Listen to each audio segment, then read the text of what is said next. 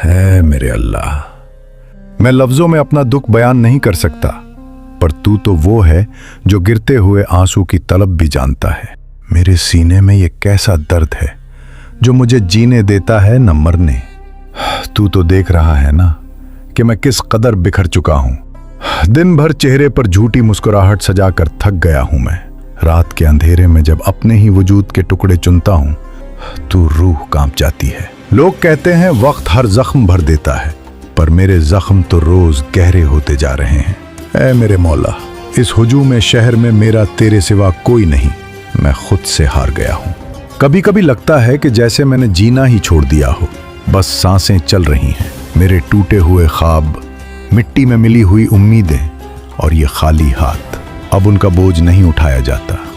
अगर तेरे दर से भी खाली हाथ लौट गया तो बता मैं कहाँ जाऊंगा? कौन मुझे गले लगाएगा?